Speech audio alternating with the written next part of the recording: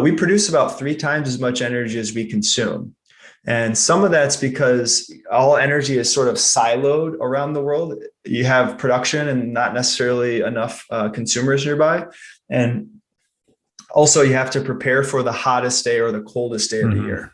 And so on May 10th, right, a perfect spring day, no one's heating their house, no one's cooling their house. In that situation, you're drawing only like 30% of what your capacity of energy is that day. But you need that capacity for January 15th when it's freezing and everybody's pumping their heat up. And so the point being, some miners will stay as an energy sponge to soak up all the excess.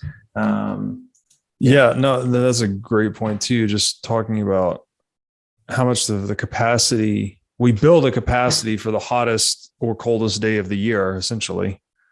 But then we live, by definition, we live way within the bounds of that capacity. And there's all this excess capacity worldwide. I know it's particularly acute here in North America.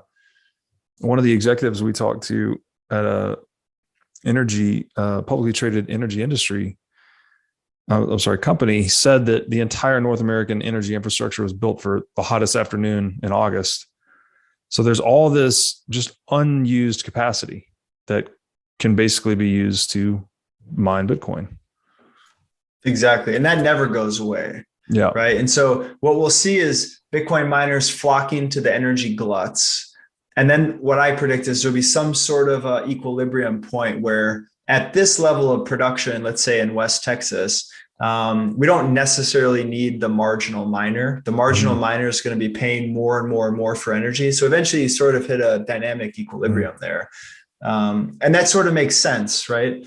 Now, I don't see a future where that won't be the case just due to the laws of physics and how energy exists. And so unless some other type of consumer that is similar to Bitcoin's consumer profile, you could say, unless we see that come into the market, Bitcoin miners are going to be next to energy facilities forever. Right. And I don't want to say that with too much confidence because we probably will come up with other energy sources or energy demand. Yeah. But for now, Bitcoin's the main show.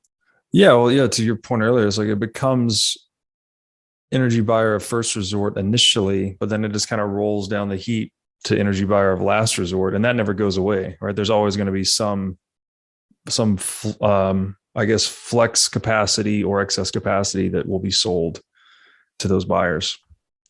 Exactly. And then one more frame here is there's new generation miners and there's old generation miners, right? The new gen miners are extremely efficient, but also capital intense. The old gen miners are not efficient at all, but they're extremely cheap. And so what you'll see is the new gen miners, they'll go in there and they'll monetize.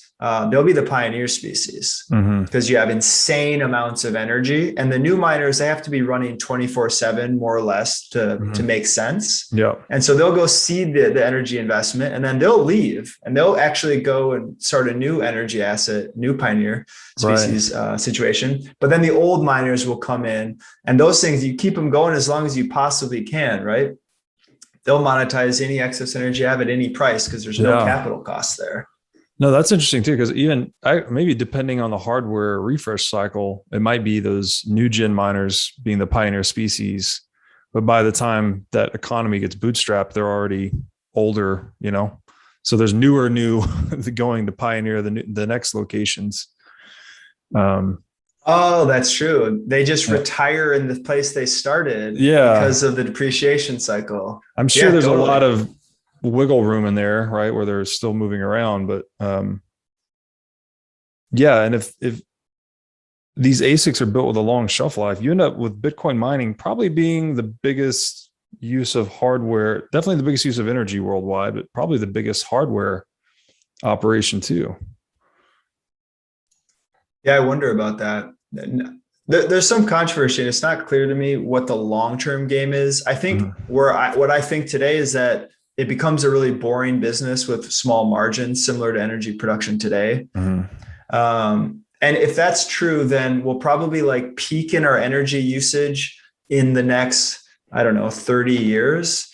And then maybe we'll actually decline after that as the subsidy is worth less and we switch to fees. But it's too many unknowns to really be confident after that point. Yeah. My conversation with Saylor, he described, he thought it would flip from being energy intensive to capital intensive, so that the energy bill would be a smaller component of the miner's operation going forward, be more about the hardware, right? Getting the latest and greatest hardware. I see. So at that stage, yeah, a better machine, energy is abundant everywhere, or there's enough energy at a low cost to satisfy the needs of the network. So at that point, you're only competing against which machine is more efficient. Yeah, it's almost like a lot of the energy market arbitrage has been arbitraged away effectively. And then so you're now competing on hardware fundamentals, right? Like, I guess dollars per hash or something to that effect. I could see that. Or whatever the number one metric of ASICs is. I guess it's just hashes per, what is their, the term is escaping me. Well, the new generation has more blank than the old generation. Yeah, I know what you're talking about. And this thing that we were just talking about spreading out, I just call that the great spreading out. And I think that the interesting analogy is that humans used to be by rivers, right? River is transport, food, energy, water to drink, defense, it's everything. Then we urbanized a bit more, industrial revolution. So that's the mega city. That's get people next to a factory to do a widget task. And then, okay, now we have the information economy.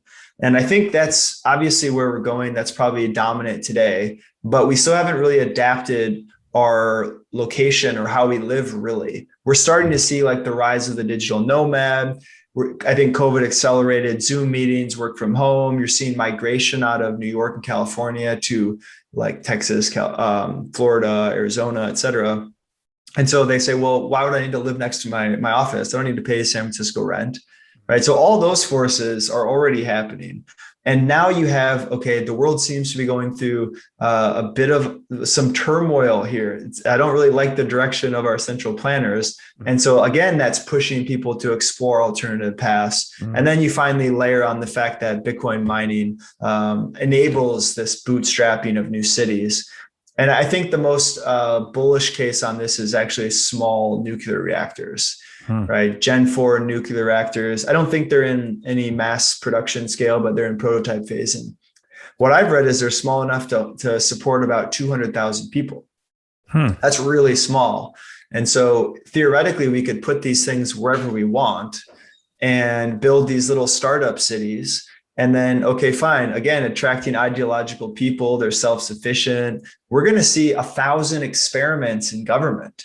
And how do these new startup cities decide to set up a government? And how do they relate to their environment? And I think that experiment stage is the magic here, because we're not really making new governments, right? The land's kind of already owned, and there's not really any strong incentive to do so. And usually the uprisings get squashed. But Bitcoin, I think, enables the ability for startup cities not to get squashed. You can't steal their money, and they're probably going to be on average wealthy. And so there might be some way to like buy a chunk of land from an impoverished country and start over. If we have 1,000 of these, that's probably what it's going to take to figure out a new way for humans to exist that doesn't require mega nation states with mega armies to lead us. And so you can say you instead of you will own nothing and be happy, you will mine Bitcoin and be happy. That's a great one. So yeah, I love this idea then that these Citadel seeds are driving entrepreneurial experimentation in governance itself, which is an area that's been sorely lacking that entrepreneurial impulse. And then presumably too, the ones that work best will just become emulated, right? That will become the new model. So this will be, I don't know what you call it, nation state 2.0, networked states is something Balaji called it. Because yeah, whichever model of governance is creating the most economic output will just be forcibly adopted by others, or they'll be outcompeted, just like the case of energy producers not adding Bitcoin mining. Exactly. It's just free market principles injected into governance Yes. in a place where you could say, kind of an abstract way, there's a monopoly on land today. Yeah. So there's a monopoly on these experiments. And I think to tie into Balaji's points, he thinks that these network, like pre land acquisition, pre Gen 4 nuclear reactor, pre colonization of these new areas, we're going to have network states or whatever, online communities essentially, who share values, they form hierarchies, they pool resources, and then you actually move physically. Yeah. And I think that makes the most sense, right? We just sort of atomize the state and then we relocate. Yeah. And maybe there's a network of these, right? To your point, we figure out the best model. And then instead of one, there's 20 that form a trade network. And membership in one city gives you membership in another city, or something like that. Yeah. Be like the Soho House of Citadels or something. Exactly. And I think it's fun to think about, but I also think it's, in a way, at least from my perspective, it's approaching existential. And what I mean by this is I think these citadels have a duty for our species, which is that it appears that the central planning apparatus, the mega state, is increasingly encroaching and trying to create some new form of state similar to China's social credit model. Like, we essentially automate government and all the function of it with software. And so then we can just use social credit scores to manage the population instead of old models. And if that's true, I don't really want to live in that world myself. And I know a lot of other people who don't. And it feels like that tide is moving fast. And so I guess what I see with these little citadels is I think that they actually need to preserve the spark of freedom. I think that is their actual duty here. It's to come up with a way that will eventually outcompete the Chinese social credit system. And I think without this model, like, I don't actually think Bitcoin money is good enough. I think it is the second and third order effects that are catalyzed from this disturbance.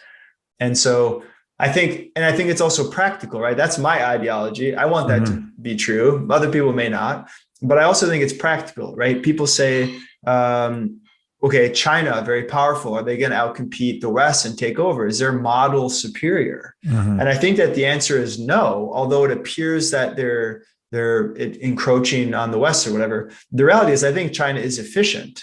They steal innovation and they implement it with a ruthless efficiency. But I don't think China, or the Chinese model, to be more specific, is capable of producing the necessary innovation that humans need to thrive.